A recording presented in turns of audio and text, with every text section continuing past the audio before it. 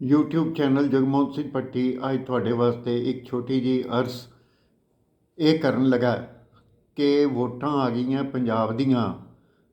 20 ਫਰਵਰੀ ਨੂੰ ਤੁਸੀਂ ਆਪਣੇ ਚੋਣ ਅਧਿਕਾਰ ਦਾ, ਵੋਟ ਦਾ ਤੁਸੀਂ ਇਸਤੇਮਾਲ ਕਰਨਾ। ਜਰਾ ਸੋਚ ਸਮਝ ਕੇ ਕਰਿਓ।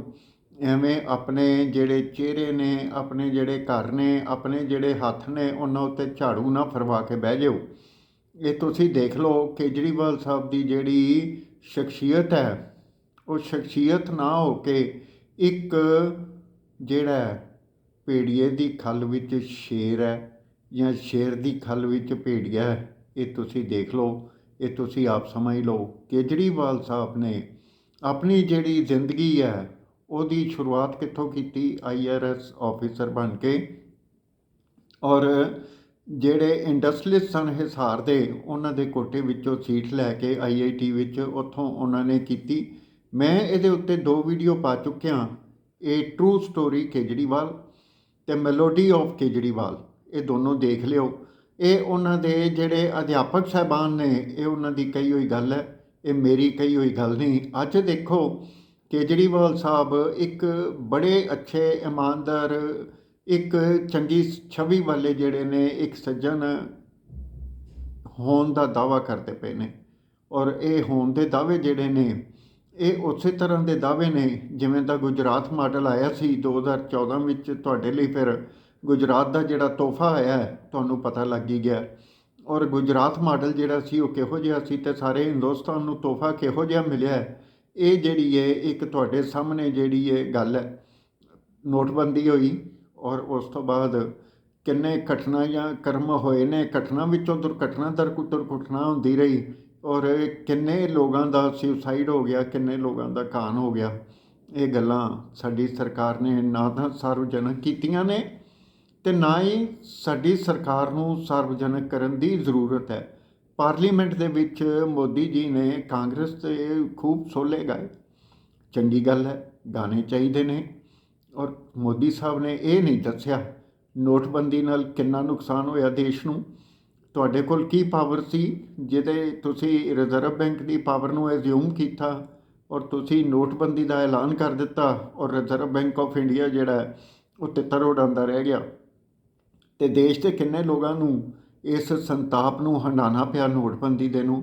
ਔਰ 1873 ਦੇ ਵਿੱਚ ਜਿਹੜੀ ਅਮਰੀਕਾ ਦੇ ਵਿੱਚ ਸਭ ਤੋਂ ਪਹਿਲੀ ਜਿਹੜੀ ਨੋਟਬੰਦੀ ਹੋਈ ਸੀ, ਡਿਮੋਨੇਟਾਈਜੇਸ਼ਨ ਹੋਈ ਸੀ, ਅਮਰੀਕਾ ਨੇ ਆਪਣੀ ਸੂਝ-ਬੂਝ ਦਿਖਾਉਂਦਿਆਂ ਹੋਇਆਂ ਜਿਹੜੇ ਸਿੱਕਿਆਂ ਨੂੰ ਬੰਦ ਕੀਤਾ ਸੀ, ਚਾਂਦੀ ਦੇ ਸਿੱਕਿਆਂ ਨੂੰ, ਉਹਨਾਂ ਦਾ ਪ੍ਰਚਲਨ ਦੁਬਾਰਾ ਸ਼ੁਰੂ ਕਰ ਦਿੱਤਾ ਸੀ। ਔਰ ਸਾਡੇ ਮੋਦੀ ਸਾਹਿਬ ਨੇ, ਪ੍ਰਧਾਨ ਮੰਤਰੀ ਜੀ ਨੇ, ਪ੍ਰਧਾਨ ਸੇਵਕ ਜੀ ਨੇ, ਉਹਨਾਂ ਨੇ ਅੱਜ ਤੱਕ ਦੇਸ਼ ਨੂੰ ਇਹ ਨਹੀਂ ਦੱਸਿਆ ਕਿ ਪੁਰਾਣੀ ਕਰੰਸੀ ਜਿਹੜੀ ਹੈ ਉਹਨੂੰ ਬਦਲਣ ਦੀ ਖਾਤਰ ਦੇਸ਼ ਨੂੰ ਕਿੰਨਾ ਆਰਥਿਕ ਘਾਟਾ ਪਿਆ, ਕਿੰਨੀ GDP ਘਟੀ, ਕਿੰਨਾ ਜਿਹੜਾ ਲੋਕਾਂ ਦਾ ਖੂਨ ਨਿਚੋੜਿਆ ਗਿਆ, ਕਿੰਨੇ ਲੋਕਾਂ ਨੂੰ ਪੈਦਲ ਤੁਰਵਾਇਆ ਗਿਆ, ਲੋਕਬੰਦੀ ਕਰ ਦਿੱਤੀ ਗਈ। ਔਰ ਇਹ ਜਿਹੜੀ ਇਹ ਕਰੋਨਾ ਦੀ ਵੇਵ ਜਿਹੜੀ ਆਈ ਸੀ, ਕਦੀ ਥਾਲੀ ਵਜਾ ਕੇ ਅਤੇ ਕਦੀ ਤਾਲੀ ਵਜਾ ਕੇ, ਜਿਹੜੇ ਵੱਡੇ ਵੱਡੇ ਸਾਡੇ ਇੱਕ ਨੇਤਾ ਸਨ, ਇੱਕ ਜਿਹੜੇ ਸਾਡੇ ਫਿਲਮੀ ਸਟਾਰੇ ਸਨ, ਜਿਨ੍ਹਾਂ ਵਿੱਚ ਕਈ ਲੋਕ ਸਨ, ਉਹਨਾਂ ਨੇ ਇਸ ਚੀਜ਼ ਦਾ ਸਮਰਥਨ ਕੀਤਾ ਕਿ ਇਹ ਅੰਧ ਭਗਤਾਂ ਦੀ ਜਿਹੜੀ ਚਰਚਾ ਚੱਲੀ, ਉੱਥੋਂ ਚੱਲੀ ਜਾਂ ਕਿਵੇਂ ਚੱਲੀ ਜਾਂ ਕੀ ਹੋਇਆ, ਇਹ ਇੱਕ ਬੜੇ ਵੱਡੇ ਸਵਾਲ ਖੜ੍ਹੇ ਕਰਦੀ ਹੈ। ਅੱਜ ਤੁਹਾਡੇ ਲਈ ਮੈਂ ਇੱਕ ਗੱਲ ਇਹ ਕਹਿਣੀ ਚਾਹੁੰਦਾ ਕਿ ਕੇਜਰੀਵਾਲ ਸਾਹਿਬ ਨੂੰ 2 ਗੱਲਾਂ ਜ਼ਰੂਰ ਪੁੱਛ ਲਿਓ ਕਿ ਬਦਲਾਵ ਤਾਂ ਜ਼ਰੂਰ ਆਇਆ, ਉਹਨਾਂ ਦੀ ਜ਼ਿੰਦਗੀ ਵਿੱਚ ਜਿਹੜਾ ਬਦਲਾਵ ਆਇਆ ਉਹ ਤੁਹਾਡੇ ਸਾਰੇ ਪਰਿਵਾਰਾਂ ਦੀਆਂ ਜ਼ਿੰਦਗੀਆਂ ਦੇ ਵਿੱਚ ਉਹ ਬਦਲਾਵ ਆਏਗਾ। ਕੇਜਰੀਵਾਲ ਸਾਹਿਬ ਨੇ ਆਪਣੀ ਬੇਟੀ ਨੂੰ, ਜੇ ਇਹ ਗਲਤ ਨਹੀਂ ਖਬਰ, ਤਾਂ ਉਹਨਾਂ ਨੇ ਅਮਰੀਕਾ ਭੇਜਿਆ ਉਹਨੂੰ ਪੜ੍ਹਨ ਵਾਸਤੇ। ਅਤੇ ਉਸ ਉੱਚ ਪੜ੍ਹਾਈ ਦਾ ਖਰਚਾ ਕਿੱਥੋਂ ਹੋਇਆ? ਉਸ ਉੱਚ ਪੜ੍ਹਾਈ ਦਾ ਖਰਚਾ ਜਿਹੜਾ ਹੈ ਪਾਰਟੀ ਦੇ ਫੰਡ 'ਚੋਂ ਹੋਇਆ ਜਾਂ ਕਿਹੜੇ ਫੰਡ 'ਚੋਂ ਹੋਇਆ? ਕੇਜਰੀਵਾਲ ਸਾਹਿਬ ਇਹ ਦੱਸਣ। ਪੰਜਾਬ ਉਹਨਾਂ ਦਾ ਰਿਣੀ ਹੋਏਗਾ, ਸਾਰਾ ਦੇਸ਼ ਵੀ ਰਿਣੀ ਹੋਏਗਾ। ਦੂਜੀ ਗੱਲ, ਕੇਜਰੀਵਾਲ ਸਾਹਿਬ ਨੂੰ ਇਹ ਪੁੱਛ ਲਓ, ਕੇਜਰੀਵਾਲ ਸਾਹਿਬ ਕਹਿੰਦੇ ਸੀ ਕਿ ਮੈਂ ਕੋਈ ਵੱਡਾ ਘਰ ਨਹੀਂ ਲਵਾਂਗਾ, ਮੈਂ ਕੋਈ ਕਾਰ ਨਹੀਂ ਲਵਾਂਗਾ ਜਾਂ ਕੋਈ ਕੁਛ ਨਹੀਂ। ਕਿਸ ਤਰ੍ਹਾਂ ਦਾ ਉਹਨਾਂ ਨੇ ਮੈਲੋਡਰਾਮਾ ਕੀਤਾ ਉਹ ਵੀ ਤੁਹਾਡੇ ਸਾਹਮਣੇ ਹੈ। ਅੱਜ ਉਹ ਵੀ ਗੱਲਾਂ ਜਿਹੜੀਆਂ ਛਿੱਕੇ 'ਤੇ ਟੰਗੀਆਂ ਗਈਆਂ। ਬਦਲਾਵ ਸਿਰਫ ਕੇਜਰੀਵਾਲ ਸਾਹਿਬ ਦੀ ਜਿਹੜੀ ਹੈ ਰਹਿਣੀ ਬਹਿਣੀ ਉਹਦੇ ਵਿੱਚ ਆਇਆ ਜਾਂ ਕੀ ਆਇਆ, ਇੱਕ ਡਰਾਮਾ ਨਵਾਂ ਹੋਰ ਉਹਨਾਂ ਨੇ ਰਚ ਦਿੱਤਾ। ਆਪਣੀ ਬੇਟੀ ਨੂੰ ਅਤੇ ਪਤਨੀ ਨੂੰ ਕਿਹਾ ਜਾਂਦਾ ਟ੍ਰੇਨ ਦੇ ਵਿੱਚ ਭੇਜ ਕੇ ਪੰਜਾਬ ਦੇ ਵਿੱਚ ਧੂਰੀ ਦੇ ਵਿੱਚ ਜਿਹੜਾ ਆਮ ਆਦਮੀ ਪਾਰਟੀ ਦਾ ਚਿਹਰਾ ਭਗਵੰਤ ਮਾਨ, ਉਹਦੇ ਵਾਸਤੇ ਉਹਨਾਂ ਨੇ ਪ੍ਰਚਾਰ ਕਰਨ ਲਈ ਭੇਜਿਆ। ਭਗਵੰਤ ਮਾਨ ਜੀ ਇੱਕ ਸਾਡੀ ਸਤਿਕਾਰਤ ਹਸਤੀ ਨੇ, ਔਰ ਜੇ ਅੱਜ ਇਹ ਦੇਖਿਆ ਜਾਏ ਸਵੇਰ ਦਾ ਇੰਟਰਵਿਊ ਜਿਹੜਾ ਸੀ ਅਮਨ ਅਰੋੜਾ ਜੀ ਦਾ, ਉਹ ਇੱਕ ਨਿਰਾਸ਼ਾਜਨਕ ਇੰਟਰਵਿਊ ਹੋ ਕੇ ਨਿਬੜ ਗਿਆ। ਤੁਸੀਂ ਇਹ ਦੇਖੋ ਕਿ ਕੇਜਰੀਵਾਲ ਸਾਹਿਬ ਬਾਏ ਪ੍ਰੋਕਸੀ, ਇਹ ਜਿਹੜੀ ਪੰਜਾਬ ਵਿੱਚ ਗੱਲ ਚੱਲ ਰਹੀ ਹੈ, ਉਹ ਆਪਣੀ ਪਤਨੀ ਧਰਮ ਪਤਨੀ ਦੇ ਥਰੂ ਪੰਜਾਬ ਦੇ ਸੀਐਮ ਬਣਨਾ ਚਾਹੁੰਦੇ ਨੇ ਜਾਂ ਭਗਵੰਤ ਮਾਨ ਜੀ ਦੇ ਥਰੂ। ਇਸ ਗੱਲ ਦਾ ਸਪਸ਼ਟੀਕਰਨ ਕੇਜਰੀਵਾਲ ਜੀ ਦੇਣ। ਪੰਜਾਬ ਤੇ ਸਾਰਾ ਹਿੰਦੁਸਤਾਨ ਉਹਨਾਂ ਦਾ ਰਿਣੀ ਹੋਏਗਾ। ਦਿੱਲੀ ਮਾਡਲ ਜਿਹੜਾ ਲਿਆ ਰਹੇ ਨੇ ਗੁਜਰਾਤ ਮਾਡਲ ਵਾਂਗੂ, ਕਿ ਪੰਜਾਬ ਦਾ ਹਸ਼ਰ ਉਸੇ ਤਰ੍ਹਾਂ ਦਾ ਹੋਣ ਵਾਲਾ ਜੋ ਸਾਰੇ ਦੇਸ਼ ਦਾ ਹਸ਼ਰ ਹੋਇਆ। ਕਿ ਜਿਹੜਾ NRI ਪੰਜਾਬ ਦਾ ਸੀ, ਉਹਨਾਂ ਨੇ ਜਦੋਂ ਕੇਜਰੀਵਾਲ ਜੀ ਨੇ ਪਾਰਟੀ ਫਲੋਟ ਕੀਤੀ, ਉਸ ਦੇ ਵਿੱਚ ਉਹਨਾਂ ਨੇ ਇਹ ਨਹੀਂ ਦੇਖਿਆ ਕਿ ਕੇਜਰੀਵਾਲ ਸਾਹਿਬ ਦੀ ਬੈਕਗਰਾਊਂਡ ਜਿਹੜੀ ਹੈ RSS ਵਾਲੀ ਹੈ, ਉਹਨਾਂ ਦੇ BJP ਨਾਲ ਕੀ ਸੰਬੰਧ ਨੇ। ਉਹ ਅੰਨਾ ਹਜ਼ਾਰੇ ਦੇ ਨਿਕਲੇ ਹੋਏ ਅੰਦੋਲਨ ਦਾ ਹਿੱਸਾ ਸਨ। ਉਸ ਅੰਦੋਲਨ ਦੇ ਵਿੱਚੋਂ ਘੱਟੋ ਘੱਟ ਮੈਂ 2 ਪ੍ਰਮੁੱਖ ਨਾਮ ਜ਼ਰੂਰ ਲੈ ਦਿਆਂਗਾ। ਕਿਰਨ ਬੇਦੀ, ਜਿਨ੍ਹਾਂ ਨੂੰ ਦਿੱਲੀ ਦਾ BJP ਦਾ ਚਿਹਰਾ ਬਣਾ ਕੇ ਇਲੈਕਸ਼ਨ ਲੜਵਾਈ ਗਈ, ਔਰ ਉਹ ਇਲੈਕਸ਼ਨ ਜਿਹੜੀ ਸੀਗੀ ਉਹਨਾਂ ਦੇ ਹਾਰਨ ਤੋਂ ਬਾਅਦ ਉਹਨਾਂ ਨੂੰ ਜਿਹੜਾ ਇਵਜ਼ ਹੈ, ਉਹਦਾ ਇਵਜ਼ਾਨਾ ਜਿਹੜਾ ਹੈ ਸਰਕਾਰ ਨੇ ਉਹਨਾਂ ਨੂੰ ਗਵਰਨਰ ਬਣਾ ਕੇ ਦਿੱਤਾ। ਕਿ ਉਹਨਾਂ ਦੀ ਜਿਹੜੀ ਸੈਕਰੀਫਾਈਸ ਦੀ ਭਾਵਨਾ ਸੀ, ਜਿਹੜੀ ਦੇਸ਼ ਪ੍ਰਤੀ ਭਾਵਨਾ ਸੀ, ਉਹ ਬਿਖਰ ਗਈ ਸੀ। ਉਸੇ ਤਰ੍ਹਾਂ ਬਿਖਰ ਗਈ ਸੀ, ਇੱਕ ਬਿਖਰ ਗਈ ਭਾਵਨਾ ਅਤੇ ਇੱਕ ਜਿਹੜੀ ਇਕੱਠੀ ਹੋਈ ਭਾਵਨਾ ਝਾੜੂ ਦੇ ਰੂਪ ਵਿੱਚ ਤੁਹਾਡੇ ਸਾਹਮਣੇ ਆ ਗਈ। ਉਹ ਕੇਜਰੀਵਾਲ ਦੀ ਪਾਰਟੀ ਸੀ ਜਿਹੜੀ 49 ਦਿਨਾਂ ਦੀ ਸਰਕਾਰ ਬਣਾ ਗਈ। ਤੁਸੀਂ ਇੱਕ ਚੀਜ਼ ਦੇਖੋ, ਕਾਂਗਰਸ ਨਾਲ ਮਿਲ ਕੇ ਸਰਕਾਰ ਬਣਾਈ ਸੀ।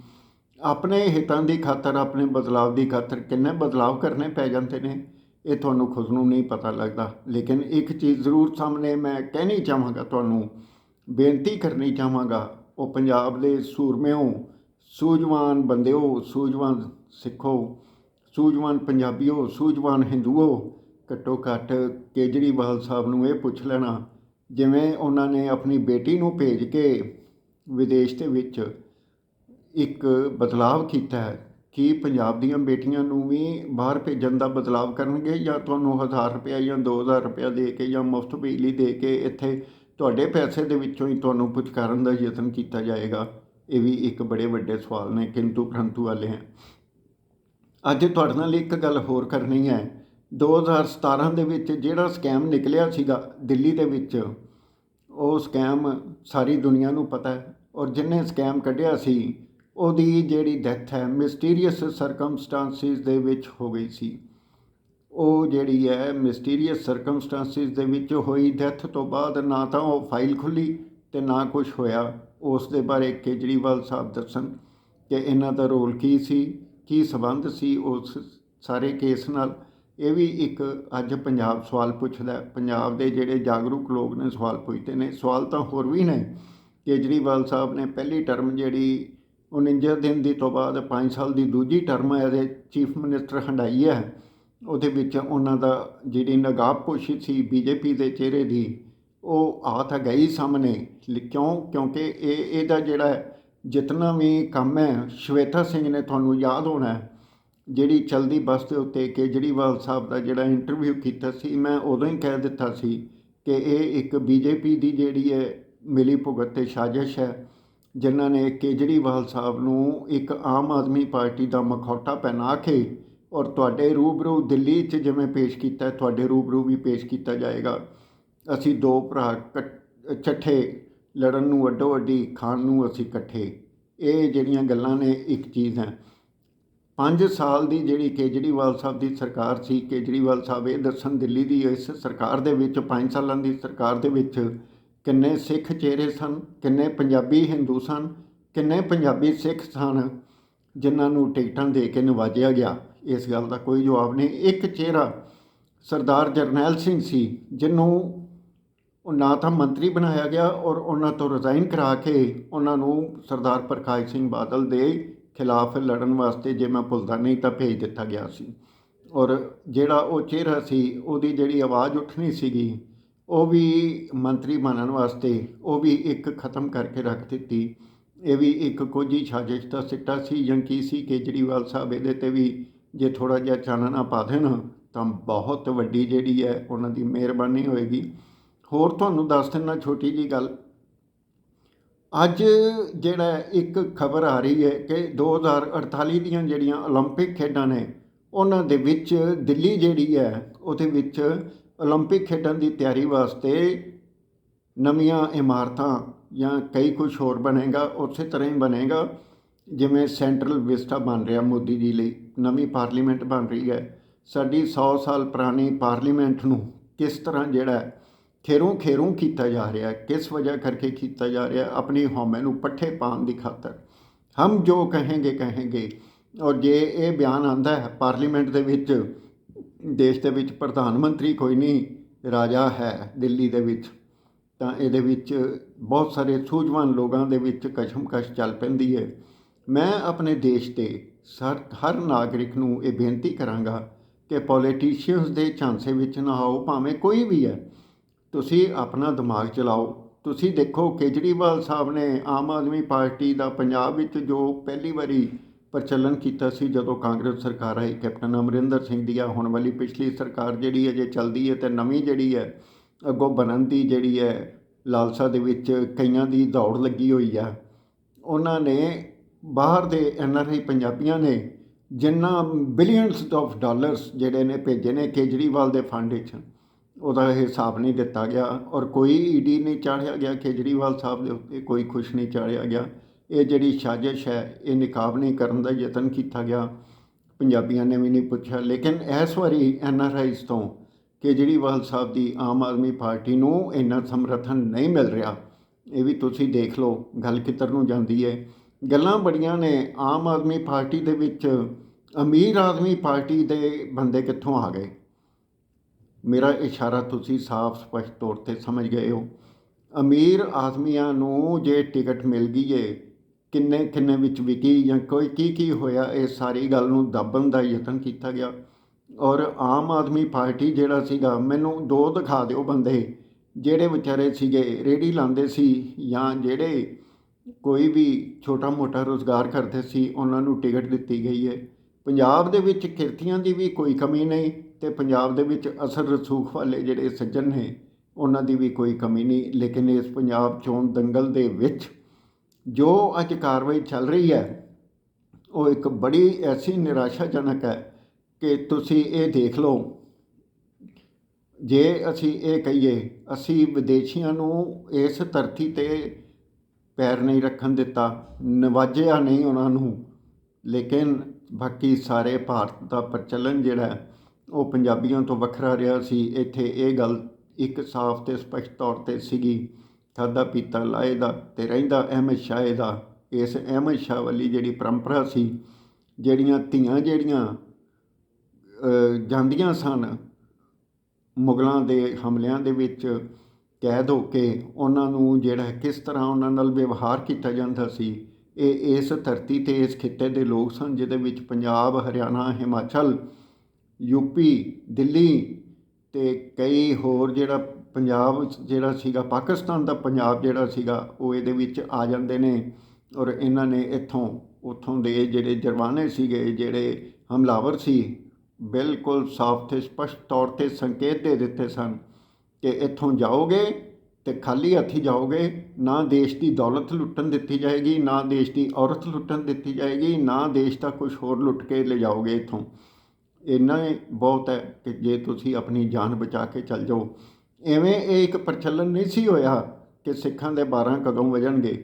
ਜੇ ਇਹ ਸਿੱਖਾਂ ਦੇ 12 ਵਜਦੇ ਸਨ ਅਤੇ ਦੇਸ਼ ਦੀ ਔਰਤ ਅਤੇ ਦੌਲਤ ਜਿਹੜੀ ਸੀਗੀ, ਉਹਦੀ ਸੁਰੱਖਿਆ ਦੀ ਜ਼ਿੰਮੇਵਾਰੀ ਜਿਹੜੀ ਸੀ ਇਸ ਪੰਜਾਬ ਦੇ ਖਿੱਤੇ ਵੀ ਸੀ। ਅੱਜ ਪੰਜਾਬੀਓ, ਤੁਹਾਡੇ ਲਈ ਅੱਜ ਫੇਰ ਵੰਗਾਰ ਹੈ ਕਿ ਇਹ ਤੁਸੀਂ ਦੇਖਣਾ। ਗੱਲਾਂ ਮੈਂ ਤੁਹਾਡੇ ਨਾਲ ਬੜੀਆਂ ਕਰ ਦਿੱਤੀਆਂ, ਸਮਝਵਾਰ ਤੁਸੀਂ ਹੈਗੇ ਹੀ ਹੋ, ਸੂਝਵਾਨ ਵੀ ਹੋ ਤੁਸੀਂ, ਲੇਕਿਨ ਅੱਜ ਤੁਸੀਂ ਦੱਸੋ ਦਿੱਲੀ ਦੀ ਜਿਹੜੀ ਕੇਜਰੀਵਾਲ ਦੀ ਸਰਕਾਰ ਹੈ ਉਹਦੇ ਵਿੱਚ ਕਿੰਨੇ ਸਿੱਖ ਮੰਤਰੀ ਨੇ, ਕਿੰਨੇ ਜਿਹੜੇ ਨੇ ਪੰਜਾਬੀ ਹਿੰਦੂ ਜਾਂ ਸਿੱਖ ਨੇ ਜਿਹੜੇ ਉਹ ਕੇਜਰੀਵਾਲ ਦੇ ਮੰਤਰੀ ਮੰਡਲ ਦੇ ਵਿੱਚ ਸ਼ਾਮਲ ਨੇ। ਜੇ ਤੁਸੀਂ ਇਹ ਗੱਲਾਂ ਨੂੰ ਸੋਚ ਲਓਗੇ, ਵਿਚਾਰ ਲਓਗੇ, ਤੇ ਘੱਟੋ ਘੱਟ ਬਚੋਗੇ। ਨਹੀਂ ਤੇ ਤੁਹਾਡਾ ਹਾਲ ਤੇ ਹਸ਼ਰ ਜਿਹੜਾ ਤੁਸੀਂ ਆਪ ਦੇਖ ਲਓ, ਪਹਿਚਾਨ ਲਓ। ਝਾੜੂ ਹੱਥ 'ਚ ਫੜਨਾ ਜੇ ਜਾਂ ਝਾੜੂ ਲਾਣਾ ਜੇ ਜਾਂ ਕੀ ਕਰਨਾ ਜੇ, ਇਹ ਤੁਹਾਡੇ ਵਾਸਤੇ ਇੱਕ ਬੜਾ ਵੱਡਾ ਚੈਲੰਜ ਹੈ। ਜੇ ਮੇਰੀਆਂ ਗੱਲਾਂ ਦਾ ਕੇਜਰੀਵਾਲ ਸਾਹਿਬ ਜਵਾਬ ਦੇ ਦੇਣ ਥੋੜ੍ਹਾ ਜਿਹਾ, ਤੇ ਮੈਂ ਉਹਨਾਂ ਦਾ ਅਤੀ ਧੰਨਵਾਦੀ ਹੋਵਾਂਗਾ। ਰਾਜਨੀਤੀ ਕਰੋ ਕੇਜਰੀਵਾਲ ਸਾਹਿਬ, ਜਮ ਕਰੋ, ਲੇਕਿਨ ਅਜਿਹੀ ਰਾਜਨੀਤੀ ਨਾ ਕਰੋ ਜਿਹਦੇ ਨਾਲ ਲੋਕਾਂ ਦੇ ਵਿੱਚ ਵੰਡੀਆਂ ਪੈ ਜਾਣ। ਮੈਂ ਇਹ ਗੱਲ ਬਾਕੀ ਪਾਰਟੀਆਂ ਨੂੰ ਵੀ ਕਹਿਣੀ ਚਾਹਾਂਗਾ। ਤੁਸੀਂ ਦੇਖੋ, ਹਰ ਪਾਰਟੀ ਜਿਹੜੀ ਹੈ, ਹਰ ਪਾਰਟੀ ਦਾ ਲੀਡਰ ਜਿਹੜਾ ਹੈ, ਕੋਈ ਭਾਵੇਂ ਛੋਟਾ ਹੈ ਜਾਂ ਕੁਛ ਵੀ ਹੈ, ਉਹਦੇ ਨਾਲ ਕਿਵੇਂ ਧੱਕਾ ਹੋ ਰਿਹਾ, ਕਿਵੇਂ ਕਿਸ ਤਰ੍ਹਾਂ ਹੋ ਰਿਹਾ। ਔਰ ਜਿਹੜੀ ਹੈ migration, forced migration of leaders, ਇਹ ਚਲਦੀ ਜਾ ਰਹੀ ਹੈ। ਸਵੇਰੇ ਪਤਾ ਲੱਗਦਾ ਵੀ ਜਨਾਬ ਇੱਕ ਪਾਰਟੀ 'ਚ ਨੇ, ਸ਼ਾਮੀ ਪਤਾ ਲੱਗਦਾ ਕਿਸੇ ਹੋਰ 'ਚ ਨੇ, ਅਤੇ ਬਾਅਦ ਵਿੱਚ ਖਬਰ ਆ ਜਾਂਦੀ ਹੈ ਉਹ ਦੁਪਹਿਰੇ ਕਿਸੇ ਹੋਰ ਪਾਰਟੀ 'ਚ ਵੀ ਸਜੇ। ਇਹ ਵੀ ਗੱਲ ਇੱਕ ਖਬਰ ਆ ਜਾਂਦੀ ਹੈ। ਇਹ ਇੱਕ ਪ੍ਰਚਲਨ ਜਿਹੜਾ ਸੀ ਆਇਆ ਰਾਮ ਤੇ ਗਿਆ ਰਾਮ ਦਾ, ਭਜਨ ਲਾਲ ਵੇਲੇ ਜਿਹੜੇ ਸਨ ਹਰਿਆਣਾ ਦੇ ਮੁੱਖ ਮੰਤਰੀ ਵੀ ਬਣੇ, ਉਹਨਾਂ ਦੀ ਜਿਹੜੀ ਰਾਜਨੀਤੀ ਸੀਗੀ ਉਹਦੇ ਤੋਂ ਸ਼ੁਰੂ ਹੋਇਆ ਸੀ। ਅਤੇ ਦੇਸ਼ ਦੇ ਵਿੱਚ ਆਇਆ ਰਾਮ ਤੇ ਗਿਆ ਰਾਮ ਕਈ ਸ਼ੁਰੂ ਹੋ ਗਏ। ਇਹ ਸਾਰੀਆਂ ਗੱਲਾਂ ਜਿਹੜੀਆਂ ਜ਼ਰੂਰ ਵਿਚਾਰਿਓ।